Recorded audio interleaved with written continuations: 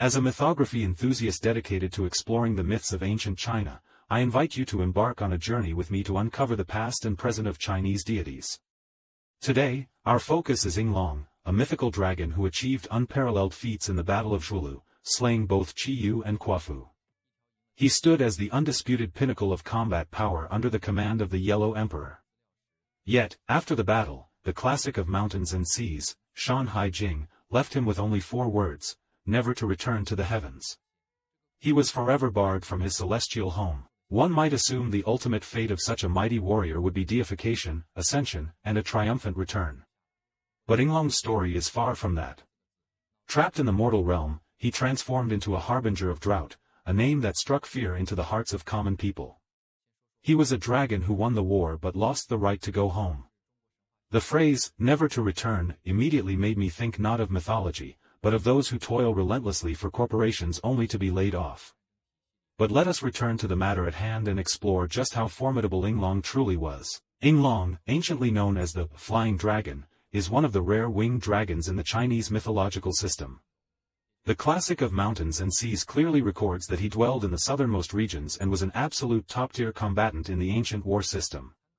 In ancient Chinese mythology, there existed a hierarchy for dragon evolution. An ordinary jiao, a type of dragon-like creature, would cultivate for 500 years to grow horns and become a horned dragon, and after another 1,000 years, it would grow wings and ascend to become Yinglong. In other words, Yinglong represents the ultimate form of dragon evolution, the apex of the dragon world. Therefore, the depictions in many film and television works, where ordinary dragons are shown with wings, bear little resemblance to the original texts and likely reflect the whims of the designers. What made Yinglong truly remarkable, however, was not just his brute strength, but his core ability to store water, which he could release in targeted torrents on the battlefield. During the Battle of Zhuolu, Chiyou summoned Fenghua, master of wind, and Yushi, master of rain, to unleash a blinding storm. The Yellow Emperor then dispatched Ba, the god of drought, to counteract and halt the rain. It was then that Yinglong unleashed the water he had stored, creating a precise flood that completely disrupted Chiyou's formations. This was not a mere clash of strength, but a tactical overmatch. Chiyou's defeat was well-deserved, as he faced an opponent far more adept at controlling the tempo of war. And then comes the heart-wrenching part of the story. The war ended, the Yellow Emperor emerged victorious, but Yinglong was left in a predicament. The classic of mountains and seas records, Yinglong slew Chiyou and Kuafu, never to return to the heavens. No texts explain the exact reason, but 2 folk theories persist. One theory suggests that Yinglong exhausted all his divine power in the great battle, like a battery drained of energy, unable to ever again tap into the power of the divine realm.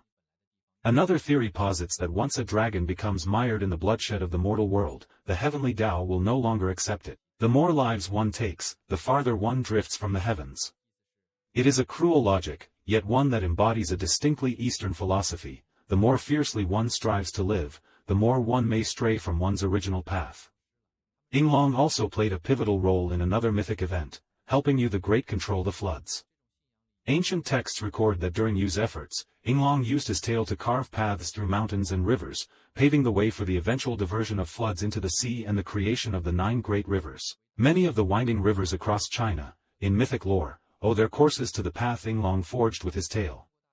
In conclusion, I have encountered many tales of heroes who defeat monsters, level up, and ultimately achieve deification.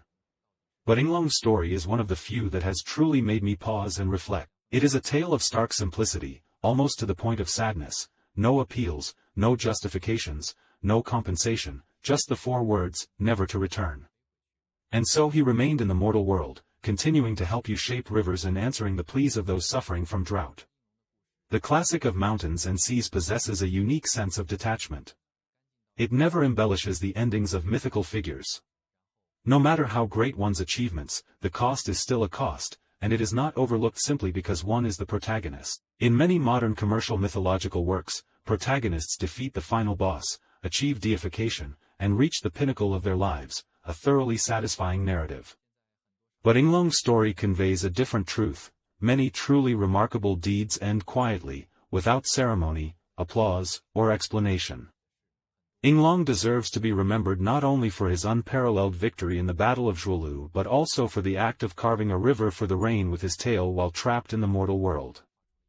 That was no longer an act of war, but a wordless, gentle gesture after burning himself out.